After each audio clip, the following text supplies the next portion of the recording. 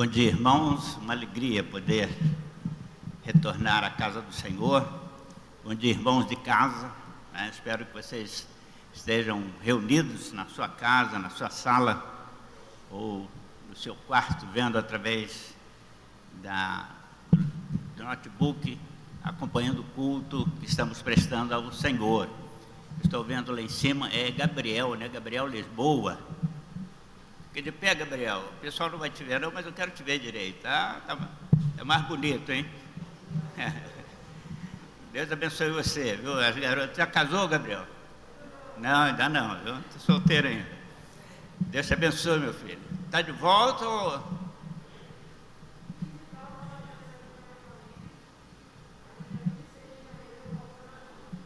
tá bom. Deus abençoe você, tá? Gabriel foi adolescente aqui conosco, né? E saiu daqui para Brasília, né? E nós estamos felizes pela presença dele e de outros visitantes que estão conosco nessa manhã. Que Deus possa abençoar grandemente todos vocês. Como a Cláudia disse, nós estamos, irmãos, neste mês de janeiro, estaremos focando no culto pela manhã o livro de Gênesis. A primeira parte, o livro de Gênesis, ele pode ser dividido em duas partes. A primeira parte, do capítulo 1 ao 11, que fala sobre a criação e sobre o princípio da história humana. Muito interessante, como os irmãos vão ver no sermão de hoje, essa parte da Bíblia, muitíssimo interessante e importante. E a segunda parte, do capítulo 12 em diante, é a história do povo de Deus, né? Como quando Deus resolveu organizar uma nação para servi-lo, para ser fiel a Deus, a Ele, e para desenvolver o seu projeto, o seu propósito junto à humanidade. Então Deus chamou um homem e fez promessas a esse homem, de nome Abrão, trocado depois para Abraão, e ele passa então a ser o patriarca do povo hebreu, povo de Israel, povo judeu, existente até o dia de hoje. Quero convidar os irmãos para a leitura do primeiro capítulo. A Cláudia, no próximo domingo, estará falando sobre a criação na sequência desse capítulo, mas eu vou ler todo, vou pedir licença a ela para ler todo o capítulo, e domingo ela relê o capítulo. Aconselho os irmãos a estarem acompanhando não apenas a mensagem, mas com interesse lendo detalhadamente esse capítulo, esses 11 capítulos, né? Para que os irmãos, quando falarmos do assunto, os irmãos terem noção do que estamos falando, estaremos falando na sequência.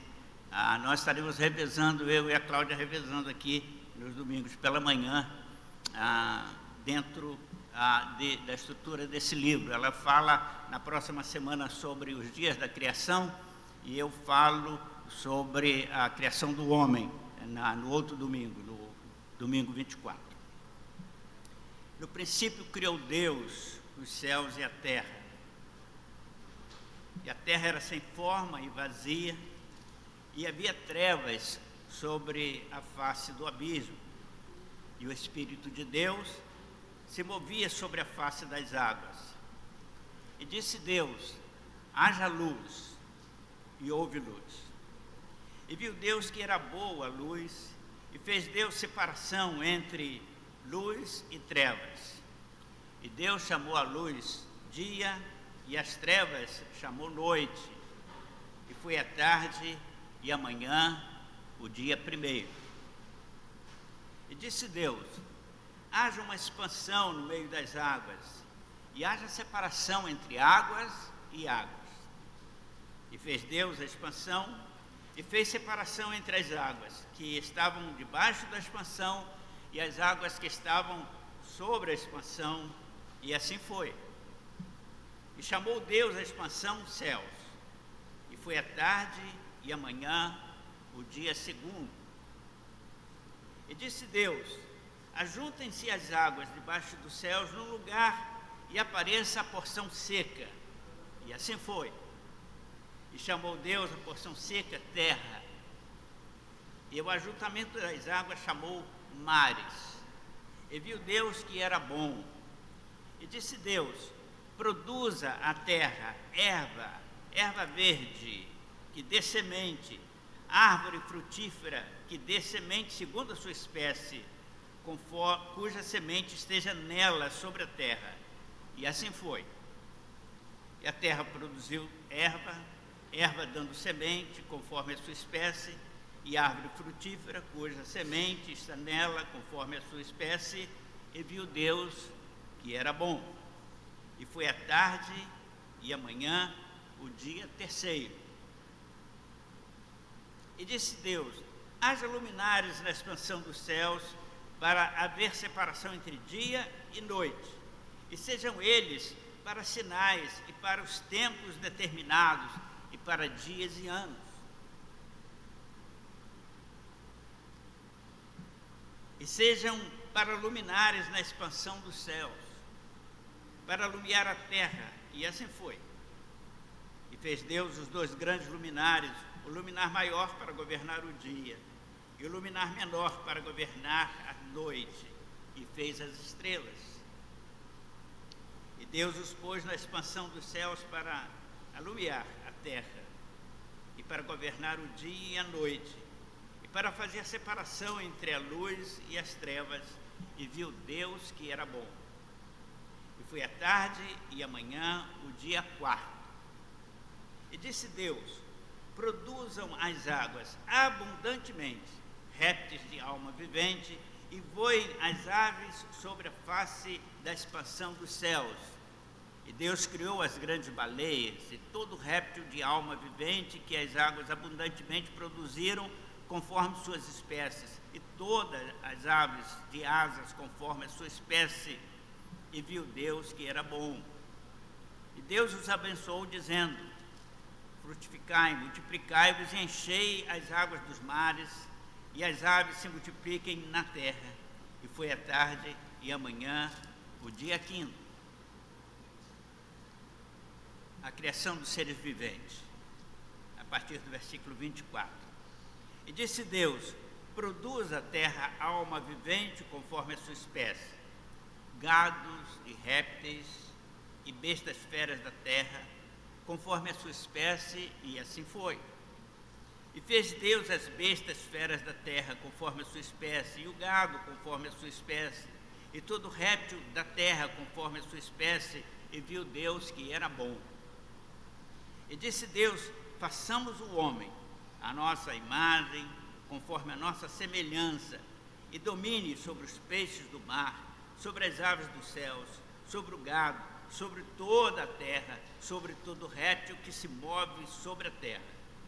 E criou Deus o homem à sua imagem, homem e mulher os criou. E Deus os abençoou, dizendo: frutificai-vos, multiplicai-vos, e enchei a terra, sujeitai-a e dominai sobre os peixes do mar, sobre as aves dos céus, sobre todo animal que se move sobre a terra. E disse Deus: eis que vos tenho dado toda a erva que dá semente e que está sobre a face da terra, de toda a erva e de toda a árvore em que há fruto que dá semente, pode servir para mantimento, e a todo animal da terra, e a toda a ave do céu, e a todo réptil da terra em que há alma vivente, toda a erva verde lhe será para mantimento. E assim foi. E viu Deus tudo o que tinha feito, e era muito bom. E foi a tarde e a manhã, o dia sexto. Ainda leio no capítulo 2, lá no versículo 7, e formou Deus o homem do pó da terra, e soprou em seus narizes o fôlego da vida, e o homem foi feito alma vivente. Oremos. Pai, te agradecemos pelo privilégio de ler a tua palavra, de crer na tua palavra como revelação fiel, transmitida pelo Senhor aos homens. Te agradecemos, ó Pai, pelo uso que fizeste da vida de Moisés, para registrar, ó Pai, acontecimentos que antecederam a existência humana sobre a face da terra. Te louvamos pelo teu cuidado para conosco e pelo teu carinho em nos informar, ó Pai, quanto a estas coisas maravilhosas. Nós oramos em nome de Jesus. Amém.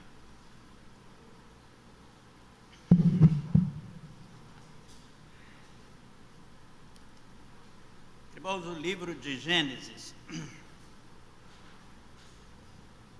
ele é identificado na literatura teológica como o livro do princípio, o livro do início de todas as coisas. E como disse, ele pode ser dividido, e isto para efeitos de estudo e compreensão, em duas partes. A primeira revela a existência de um Criador, a origem do universo, e revela a história da humanidade primitiva, e esses fatos estão registrados do capítulo 1 ao capítulo 11, como já tive a oportunidade de dizer. A segunda parte trata da origem e da história do povo hebreu, povo criado e protegido por Deus dentro dos seus propósitos para com a humanidade criada por Ele.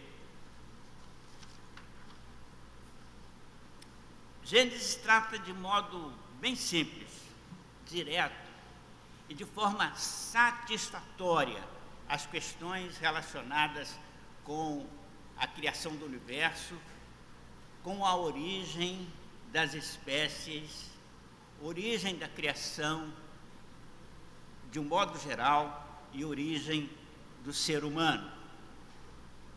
Gênesis simplesmente informa que Deus, o Criador, existia antes de toda e qualquer coisa ser criada, antes do início. Então, Deus é incriado, Deus não foi criado, Deus não surgiu, Deus não apareceu. Explicar isso aí é mistério. O livro de Deuteronômios informa lá no final do livro, informa, se não me engano, 31, 29, eu não pesquisei, dá uma olhada aí, Cláudia, para mim, isso é 31, 29, mas diz que há mistérios que pertencem a Deus. E quando eu lembro das escrituras do apóstolo Paulo, lá em 1 Coríntios 13, no final do capítulo, ele diz que quando chegarmos diante de Deus, nós conheceremos como também somos conhecidos. E eu estive fazendo uma pesquisa, lendo e pensando no sermão para o futuro, e estava, então, entendendo que quando chegarmos nos céus, nós vamos progressivamente ir tomando conhecimento das coisas, dos detalhes, desses mistérios que nos preocupam tanto aqui, que nós queremos tanto saber, não é? De onde surgiu Deus, como surgiu Deus, são mistérios que nós saberemos a resposta quando chegarmos lá. Mas então, irmãos, Gênesis simplesmente informa que Deus, o Criador, existia. Então Deus é incriado, é eterno, e que no princípio Deus criou tudo o que existe por sua palavra poderosa. E aí eu lembro, irmãos, o texto lá do Novo Testamento, Evangelho de João, capítulo 1, versículo 1, 2 e 3. No princípio criou Deus, no princípio era o verbo era Deus, o verbo estava com Deus, todas as coisas foram feitas por Ele, e sem Ele nada do que existe se fez. Nada do que existe se fez. Não há nada que você conheça no universo, que exista no universo, que não tenha sido feita por Deus. E o texto de João, que naturalmente refere-se a Jesus, o verbo, mas ele está Nós podemos voltar ao livro de Gênesis, na leitura que acabei de fazer, e vamos entender. Deus disse e aconteceu. Ah, mas como apareceu os peixes no mar? Como é que aconteceu? Deus mandou e apareceu.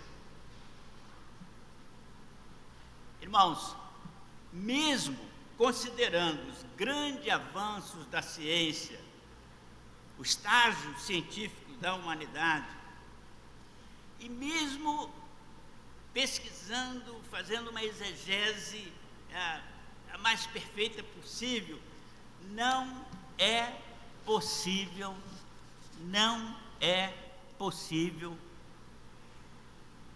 identificar, saber com precisão a idade do universo, nem quanto tempo levou o ato da criação.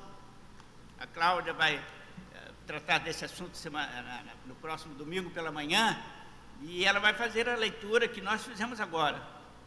Foi amanhã, a tarde e amanhã do dia 1º, a tarde e amanhã do dia 2, a tarde e amanhã do dia 3. Existe toda uma discussão em torno disso aí, irmão. Foi dia de 24 horas, foi dias de eras. A Bíblia diz, alguns pregadores dizem, a Bíblia diz que 1000 anos para Deus é como um dia 1000 anos, e um dia como 1000 anos. Então pode ter acontecido eras. Irmãos, eu creio num Deus que pela palavra criou do nada, ou dele mesmo, todas as coisas. E o Deus que eu creio, ele pode criar em milênios, ele pode criar em uma semana, ele pode criar em um segundo, ele pode criar num ato. Eu não me preocupo com esses detalhes. Não me preocupo com esses detalhes. Não são preocupações que fazem tremer o meu entendimento para aceitar o restante, as informações da Bíblia.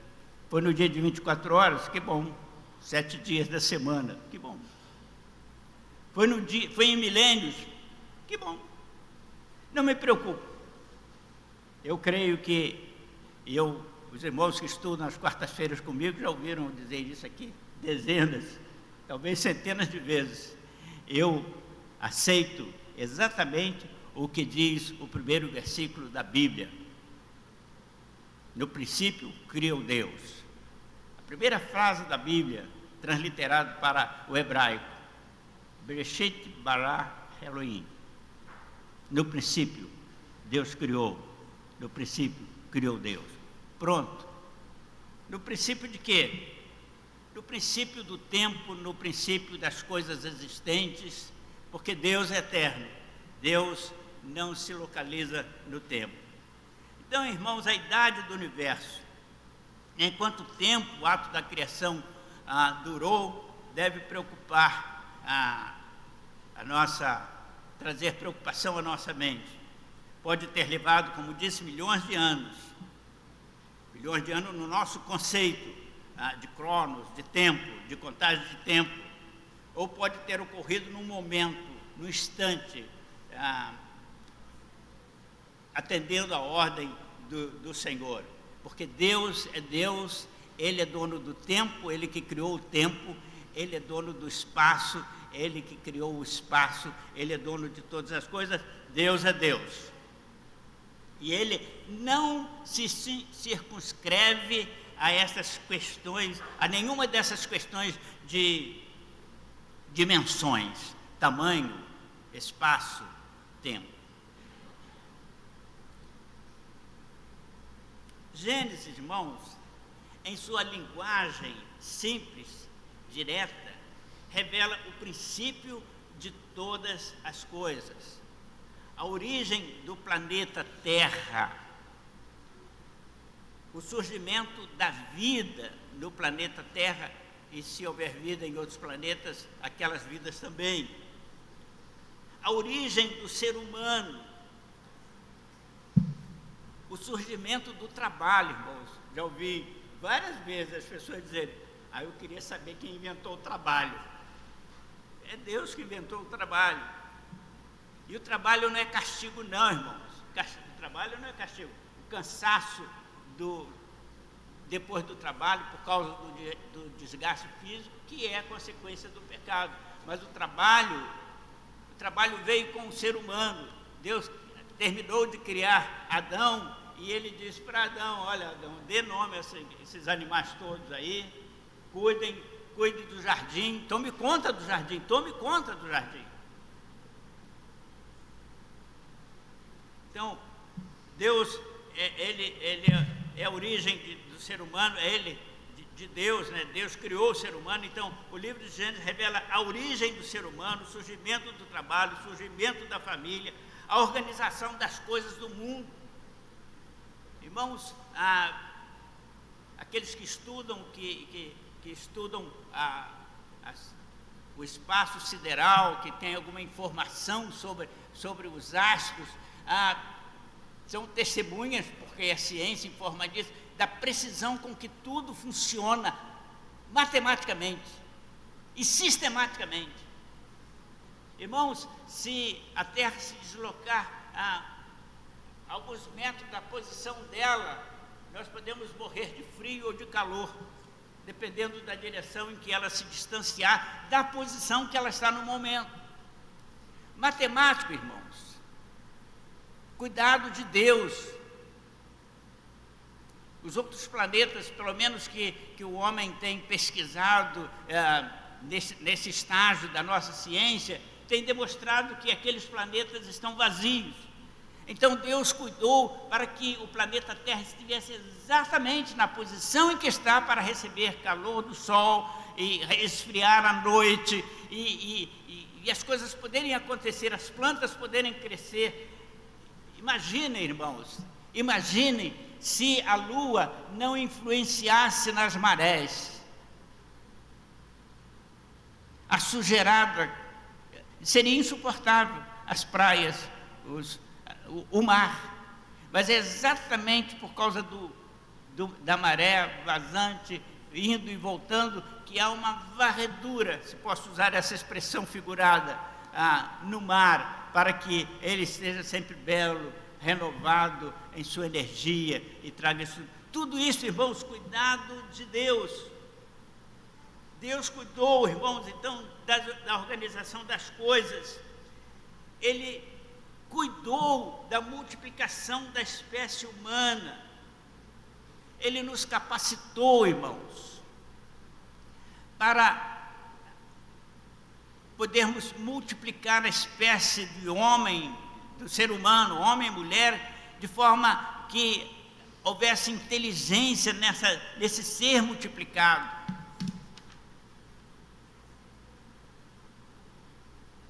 Mas, irmãos, Gênesis também relata como surgiu o mal, no nosso planeta. Relata, irmãos, a proliferação do pecado entre seres humanos. Ele relata, ele traz informação sobre o surgimento da morte, o derramamento de sangue, por causa do pecado de Adão e Eva. Sangue de um animal teve que ser derramado sobre a terra para que pudesse ser feito vestimentas de pele para Adão e Eva. E depois, logo depois, algum tempo depois, derramamento de sangue de Abel pela agressão violenta de Caim, o assassinato, a introdução do pecado, irmãos, da violência, o juízo de Deus. Isso tudo nos informa o livro de Gênesis. O primeiro juízo aconteceu no Éden, quando Deus cobrou do casal responsabilidade pelo que haviam feito, quando Deus colocou sentença sobre Satanás, o tentador do casal. E então ficou decretado ali que o homem e a mulher, o ser humano, morreriam, passariam a morrer, existir e morrer, existir e morrer.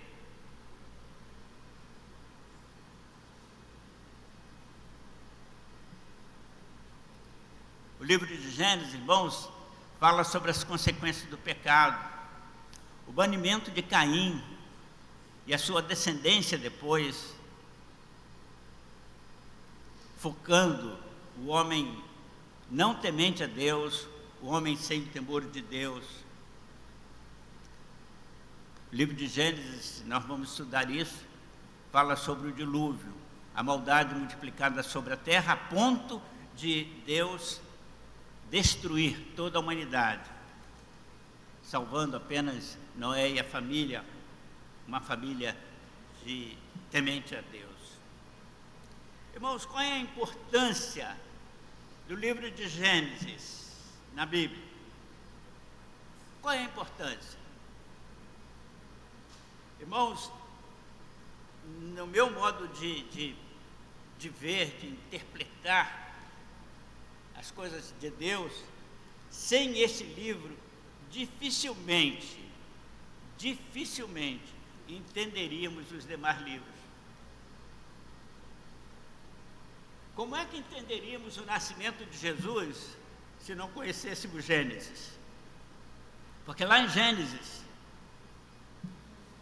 nós fomos informados da queda do homem, do pecado, da presença de Deus tentando resolver a situação com o homem e a promessa de Deus de que nasceria um ser de uma mulher que não se curvaria ao pecado. Nas palavras do texto, pisará a cabeça da serpente. Você quer pisar na cabeça de Satanás? Vença Satanás com santidade. Não se curve às tentações, não se curve às insinuações dele, não ceda ao pecado, você estará pisando a cabeça dele. Mas aquela referência de Gênesis era em relação a Jesus. Então, como é que eu entendo? Digamos que o livro de Gênesis fosse excluído e nós começássemos lendo Êxodo. De onde surgiu esse povo? Quem é esse povo? Quem é esse ser que fala com ele? Por que fala com ele, com esse povo? Por que esse povo é protegido de quem? De quê?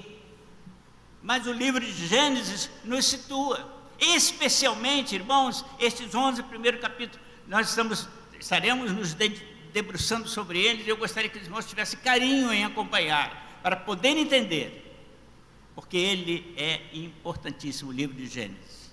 Repito, especialmente os 11 primeiros capítulos. Se não fosse o livro de Gênesis, irmãos, eu não poderia entender o livro do Apocalipse. Como entender o Apocalipse? Deus prometeu do novo céu e nova terra e existência física eterna para o ser humano. Como eu entender isso? Então, irmãos, Gênesis é a chave para o restante da Bíblia, pois ele lança luz sobre os demais textos sagrados da Bíblia, mostrando ao leitor que a Bíblia, toda a Bíblia, é a revelação uniforme de Deus ao homem que ele criou. A idade do universo, nem quanto tempo estamos aqui, deve ser importante para nós, deve ser preocupação para nós, mas devemos estar centrados neste livro, conhecendo este livro, porque ele, como disse, é a chave de todo o restante da Bíblia. Gênesis, irmãos, é único em seu estilo literário. Nenhum outro livro da Bíblia se assemelha a ele, especialmente nos seus 3 primeiros capítulos, pois aqueles capítulos, e um deles eu li agora, narram a história, os acontecimentos, os eventos que aconteceram antes da historicidade humana, antes do homem, do ser humano existir. Antes de começar a história da humanidade, Gênesis está revelando. Irmãos, quem estava lá? Alguém disse que Moisés escreveu Gênesis porque tirou das histórias conhecidas da época as informações, especialmente sobre a chamada de Abraão, inventou aquilo ali. Alguns caminham por aí. que foi de histórias contada que Moisés montou a história do povo. Tá bem. Quem é que assistiu a criação? Quem é que assistiu os eventos do Éden? Quem é que assistiu o primeiro julgamento de Deus? Quem é que assistiu os primeiros passos do casal Adão e Eva com os filhos, a primeira família? Quem assistiu para passar detalhadamente para Moisés aqueles eventos? Só houve uma testemunha, o próprio Espírito de Deus, que revelou a Moisés o que aconteceu. Irmãos, Gênesis registra fatos comprovados na natureza que antecedem a existência do homem. Portanto, só podendo ter sido relatado de forma sobrenatural pelo Espírito de Deus que pairava sobre a terra, ainda sem forma e vazia. Lembram que li isso aqui? Foi Deus quem narrou palavra por palavra, irmãos, parágrafo por parágrafo, especialmente os 3 primeiros capítulos a Moisés, narrando com riquezas de detalhes o que nenhum olho humano testemunhou.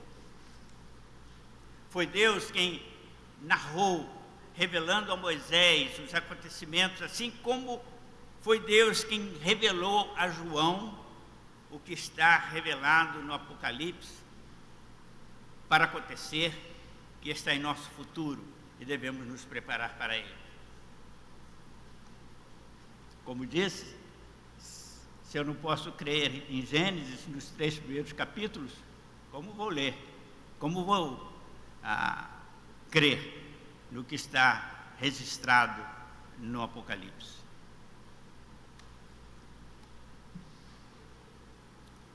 A autoria de Gênesis, irmãos, é revelada, já disse algumas vezes, é atribuída pelos pesquisadores a Moisés, numa data provável de 1400 anos antes do nascimento do Senhor Jesus, então cerca de 3.400 anos atrás, data do êxodo do povo hebreu através do deserto, indo para a terra prometida, a Canaã prometida.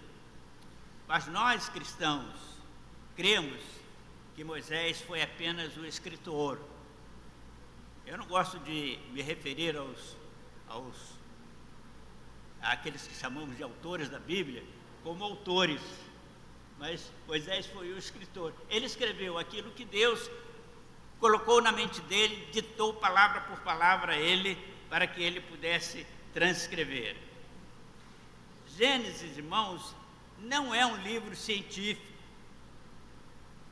Se você vai ler Gênesis querendo respostas científicas para as coisas que nos cercam, respostas científicas para o universo, para a própria existência do homem, para o próprio homem,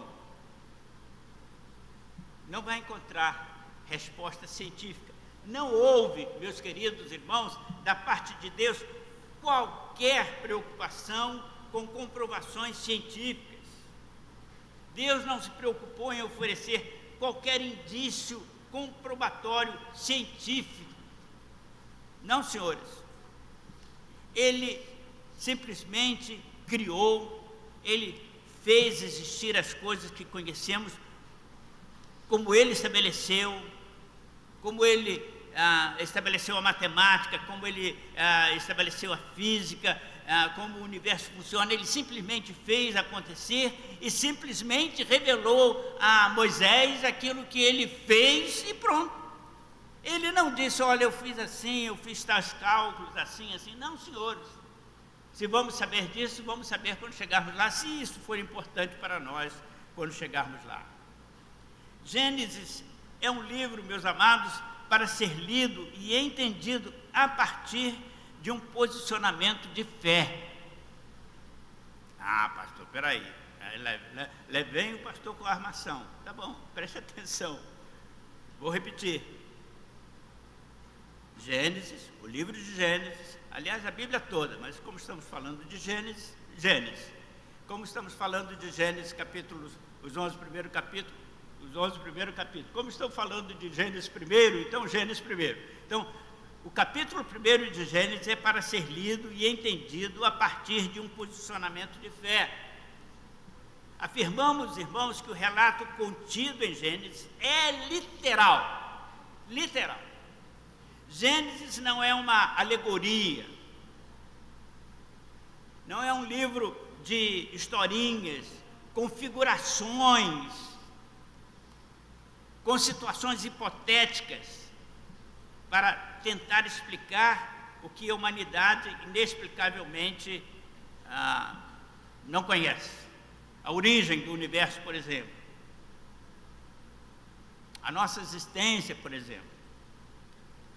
Tentativas de descobrir quando e como o mundo veio a existir, para desacreditar o relato, a descrição de Moisés em Gênesis, tem sido tentado várias vezes. Várias tentativas têm sido feitas. Por exemplo, o estudo pelo radiocarbono. De vez em quando as pessoas tremem aí. O carbono disse que tal pedra assim existe há tantos milhões de anos.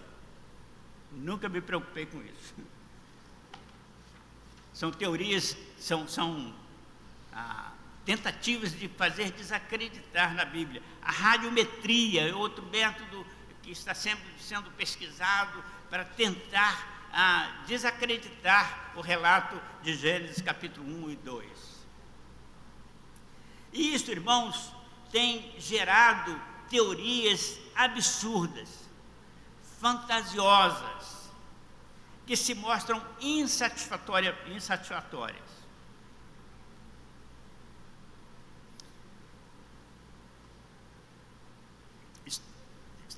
Está sendo gasto, e eu falei aqui na época, tem uns 5 anos isso atrás, os irmãos que acompanhavam o estudo da quarta-feira, e eu fiz um estudo sobre Gênesis, e eu citei isso. Está sendo gasto, irmãos,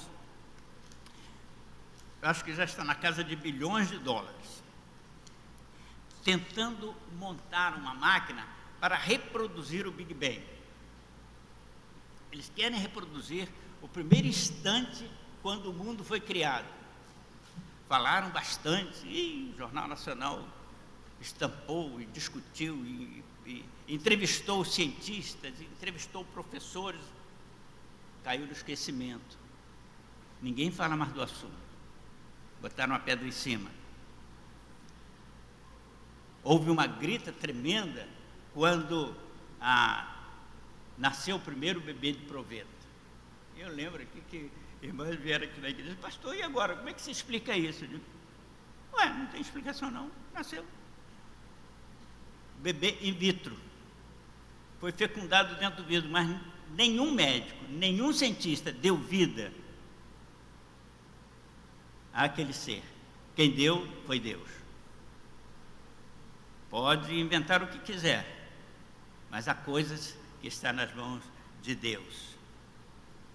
A partir, irmãos, do século XIX, alguns biólogos e antropólogos têm rejeitado o relato bíblico de que Deus é um Deus todo-poderoso, que Deus tenha criado todas as coisas, e criam teorias naturalistas e a teoria evolucionista, ambas insatisfatórias e absurdas, além de incompletas.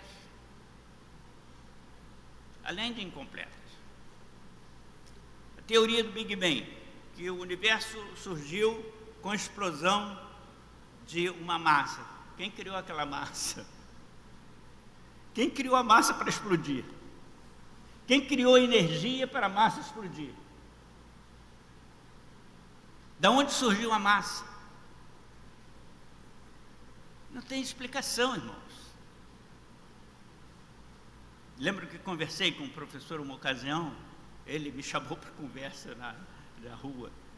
Era aqueles cursinhos, estava no início do meu ministério, e aqueles cursinhos que dava antigamente, e ele estava falando, deve ter dado aula sobre a criação, sobre essas teorias, e ele estava empolgado, tomando café na padaria com os alunos, empolgado, e falando, e eu, pastor novinho, né, fui comprar o meu pão e fiquei ligado ao que ele estava falando. Ele achou que eu estava interessado, e aí praticamente passou a falar para mim. E como ele me chamou para conversa, né, falando diretamente para mim, eu entrei na conversa e fui fazendo perguntas, só fazendo perguntas, e fazendo ele voltar, até que ele chegou no momento em que ele tinha que me explicar o que no Big Bang explodiu. E aí ele me impactou, ficou parado. Eu digo, bem, o que deve ter explodido foi uma força, uma energia, alguma coisa assim, né? Foi. Pois é, porque qual é a sua dificuldade de chamar isso aí de Deus? O momento da criação de Deus, a ordem de Deus, a ordem do Espírito de Deus criando todas essas coisas. Meus irmãos, então, eles criam teorias, já estou terminando, eles criam teorias. O que é teoria? Teoria é um conjunto de argumentos não comprovadamente real ou reais, que visam explicar pela lógica certos fatos e ou uma ordem de fatos. Está no dicionário. Vou repetir. É um conjunto de argumentos, teoria. E a teoria do Big Bang, a teoria da evolução, a teoria do naturalismo, etc. Teoria é um conjunto de argumentos não comprovadamente reais que visam explicar pela lógica certos fatos e ou ordem dos fatos. Então, se não é comprovado, para mim perdeu o valor. E eles querem que a gente comprove a teoria da criação. Bem, eu disse que temos que crer na Bíblia, devemos crer na Bíblia a partir do ato de fé. Então, o que é fé? Fé é a certeza de que coisas que não são vistas comprovadamente existem pela palavra de Deus revelada. Fé é a certeza de que as coisas que não são vistas comprovadamente existem pela palavra de Deus revelada. Por exemplo, há um lugar chamado céu. Quem já foi no céu e voltou para me comprovar que existe o céu? Lugar. Eu creio pela palavra. A palavra de Deus diz que existe, ponto final para mim. Aceito pela fé. Pela fé cremos e entendemos que o universo foi criado pela palavra de Deus. É o que diz a Bíblia. É o que diz Gênesis. É o que registrou Moisés. De maneira que aquilo que se vê não foi feito do que é aparente. Estão lembrando algum texto que fala sobre isso? Hebreus capítulo 11, versículo 3. Diz mais ou menos isso que acabei de citar para os irmãos. Hebreus 11, 3, pode marcar, 1 e 3, pode marcar aí. O naturalismo, irmãos, materialista, é uma doutrina filosófica, originada de uma teoria, que defende que a única causa da qual se pode afirmar a existência é a matéria, e que todo fenômeno observado são resultados de interações materiais, sendo a matéria a única substância que importa. Isso aqui o naturalismo materialista ensina. Irmãos, a coisa está tão pegando tanto, a gente nem se percebe. Existem, irmãos, alguns doentes, né? Me permitam usar essa expressão, porque a Bíblia diz que aquele que não crê na palavra é nécio, é doente mental, é abobalhado, que vai para as matas, ficam pelados nas matas, abraçados em árvore. Esse é o meu Deus, a natureza. Coisa mais ridícula. E não crê num Deus que é provedor, cuidador, um Deus que se comunica conosco, que fala conosco através da sua palavra escrita e fala conosco diretamente ao coração, porque Ele está falando à mente e ao coração de muitos de vocês nessa oportunidade, vocês que me ouvem. Está falando através de mim, transmitindo esses conhecimentos que não me seria possível transmitir se não fosse pela ação do Espírito de Deus. O materialista, irmão, só crê no que vê. Materialismo, então, é antagônico à fé. Fé é o produto da alma crente, uma produção do intelecto, a resultante de uma análise inteligente do pensamento lógico. Deus existe? Existe. Afirmo que existe. Concluo que Ele existe ao observar o mundo criado e entender que tudo isso não pode ter sido criado, não pode ter surgido do acaso de uma explosão. Irmãos, existem milhares de galáxias, milhares.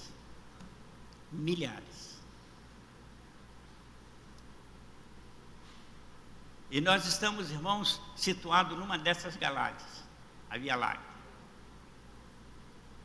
Para atravessar a Via Láctea, de ponta a ponta, irmãos, num desses foguetes aí, possantes, e o mais possante que o homem puder colocar para voar em linha reta, atravessando essa galáxia, em linha reta, vai levar mais de 150 anos para alcançar de lado a lado, voando à velocidade da luz astronômica. Deus criou isso aí. Isso não está existindo por acaso. Não está aí por acaso.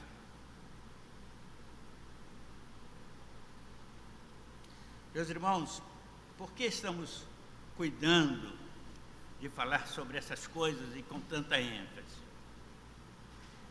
Porque os nossos filhos, irmãos, eles estão aí nas escolas recebendo doutrinamento e, infelizmente, em algumas situações, até de professores crentes que estão preocupados em dar a matéria deles sem se posicionar na fé como cristão.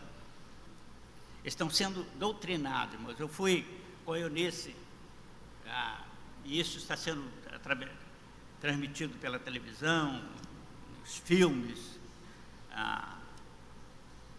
palestras, debates, está tudo aí. A nossa turma está vendo isso aí.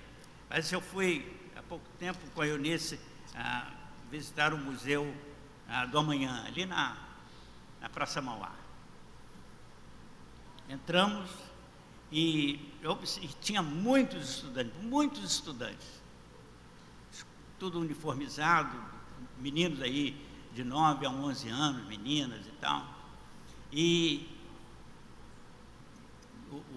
a pessoa que estava nos introduzindo orientou os alunos a deitarem no chão, porque nós estávamos dentro de uma sala que era uma abóbada, e ele orientou os alunos a deitar. Eu digo, opa, ele vai deitar, eu também vou deitar. E deitei no meio dos alunos para ter a visão que eles teriam. E então, de repente, toda aquela abóbada parecia ser uma tela imensa, com a música apropriada, com som apropriado, som apropriado, e então começou a ser desenvolvido sem nenhuma pregação, sem nenhuma palavra, apenas para a gente entender o desenvolvimento a partir, inicialmente lá no alto, na abóbada, um pontozinho de luz, que foi aumentando, e BUM! Aí uma grande explosão. Eu digo, já sei o que eles estão querendo ensinar. E daí, todo um globo coberto de água e ondas e tudo mais, e depois as profundezas das águas e uma ameba, e a vida começou a surgir, e uma opção de peixinho nadando, e daqui a pouco um dos peixes ganhou asa e saiu voando, e não voltou mais para o mar, e virou lá um animal sobre as árvores, desceu e virou um animal terrestre, e tá, ela foi contando a história daí, até que, eu digo, vamos ver onde que vai chegar, até que chegou no negócio assim bem curvado, e daqui a pouco o homem ereto, e aí chegou nas grandes cidades. É o que estão querendo ensinar, irmãos. É o que ficou registrado na mente daquelas crianças. Por que eu estou dizendo isso, irmãos? Porque uma das minhas mais gratas lembranças é de minha mãe sentada comigo, meus 6, 7 anos, e ela lendo a Bíblia, Gênesis, explicando para o menino como tudo veio a acontecer e existir. Você já leu a Bíblia para o seu filho? Você já conversou com ele sobre isso? Você já procurou responder com a Bíblia aquilo que ele está aprendendo errado na escola? Porque é o que está sendo ensinado aí, irmãos. O mundo está sendo preparado para o anticristo. Eu falei isso para os irmãos. E a primeira ideia é materializar tudo.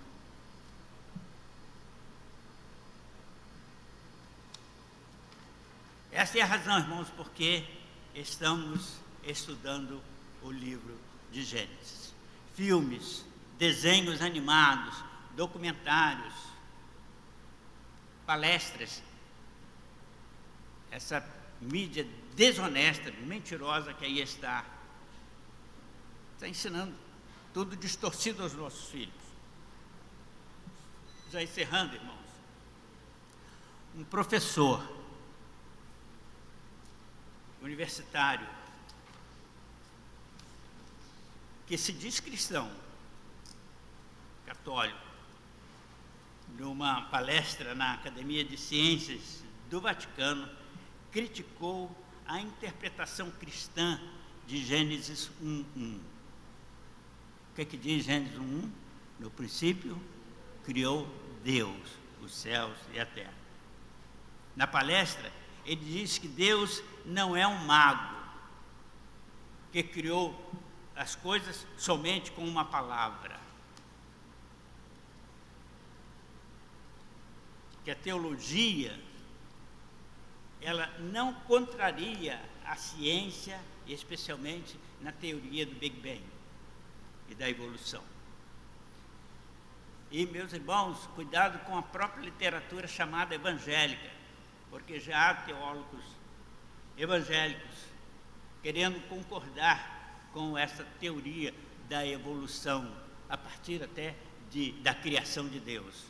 Deus criou uma coisa lá tudo de qualquer jeito e as coisas foram se arrumando. Não, senhores, não quero entrar no sermão da Cláudia, mas a cada dia o Senhor via que aquilo que ele tinha realizado era bom. Ponto ali, ou vírgula. Vamos começar outra fase. Fase por fase, fase por fase.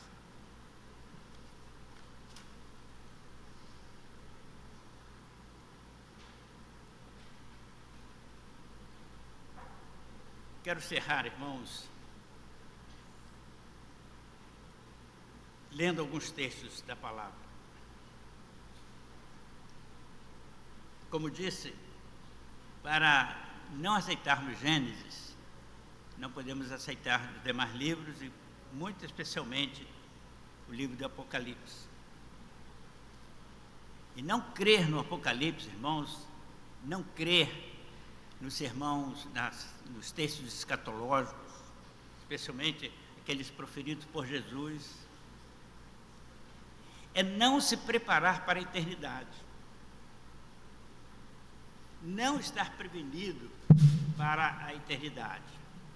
E eu quero ler para os irmãos que conhecem e também para os amigos que estão nos ouvindo nessa oportunidade. Alguns textos.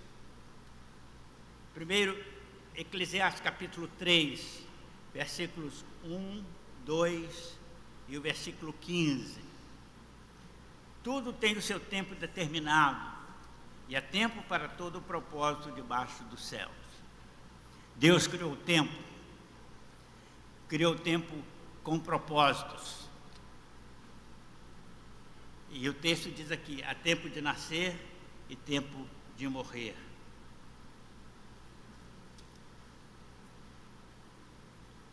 A minha e a sua vida, ela é escrita entre o berço e a sepultura. A nossa história nessa vida, nesse tempo presente. Você nasceu, vai morrer.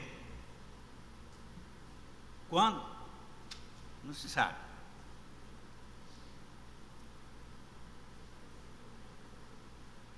Mas vai morrer. Eu estou feliz na minha posição dos 80, né? Quase 80. Estou muito feliz.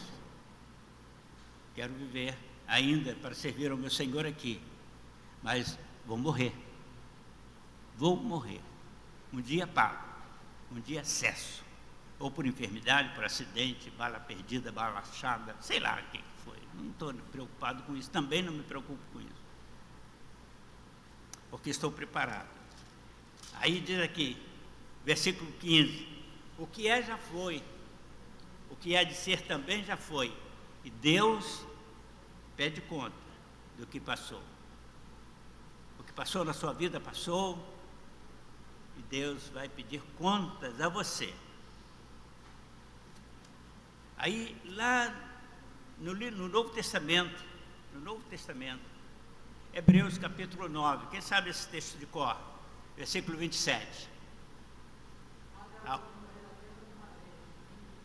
Muito bem, Nilton. Ao homem está determinado morrer uma só vez, vindo depois disso o juízo, a prestação de contas. Lá está escrito em Eclesiastes: Deus pedirá conta do que passou. Você vai se apresentar diante de Deus para dar conta, prestar conta da sua vida. E o texto de Amós capítulo 4, versículo 12. Quem lembra desse? Prepara-te para encontrares com teu Deus. Aquele é um texto endereçado à nação de Israel, né? Mas cabe bem a nós. Prepara-te para te encontrares com o teu Deus. Devemos, irmãos, ler a Bíblia, tomar conhecimento do que o texto sagrado nos informa, especialmente sobre as nossas origens, a origem do universo, de tudo que está aí. É direito seu e Deus quis revelar para nós, está na palavra. O restante, irmãos, é história de carochinha, história fake news, conversa fiada, que não chega a lugar nenhum. Leia a sua Bíblia, entenda, especialmente os jovens que me ouvem, vocês vão ouvir dos professores, e pode até, se vocês lerem direitinho a Bíblia, se vocês lerem com atenção, o Espírito Santo vai dar condição a você de contradizer, não ridicularizar o professor, mas se posicionar diante dele: olha, eu não aceito isso não, eu posso até botar isso na prova porque você quer, mas eu não aceito isso não. Na verdade é assim. A verdade é essa. Que Deus nos abençoe, amados. Leiam, acompanhem o texto e venham para ouvir sobre o capítulo 1 de Gênesis no próximo domingo. Ficamos de pé para encerrar. Logo a seguir o pastor estará encerrando com uma música. Culto da noite às 18h30, né? Você que prega, né, Cláudia? O irmão seminarista Marcos, né? Seminarista Marcos estará pregando no culto da noite. Estejam atentos, acompanhando a vida. Marcos está quase se formando, né, Marcos? Daqui a pouco vai ser o pastor Batista Marcos. Deus abençoe os irmãos. Oremos. Pai, te agradecemos por esse dia, o privilégio desse encontro, a alegria, ó Pai, de adentrar a tantos lares, a chegar a tantas pessoas através do recurso da ciência, da sabedoria do homem nos dias atuais. Te agradecemos, ó Pai, porque tudo isso nos foi proporcionado pelo Senhor no momento em que criou o homem e o capacitou para desenvolver-se mentalmente, cientificamente, até esse ponto. Mas nós te agradecemos, ó Pai, pelo teu cuidado em nos informar a origem de todas as coisas e a nossa origem. Nós te agradecemos porque o Senhor revelou com detalhes simples, mas tão importantes, ao teu servo Moisés lá no passado. Te agradecemos porque esta verdade, ó Pai, tem ultrapassado os milênios e 3.000 anos depois ainda pode ser usada de forma rica e saborosa na administração da tua palavra, na ministração da tua palavra. Te louvamos, ó Pai, pela presença do teu Santo Espírito em nós, iluminando a nossa mente para entender a tua palavra.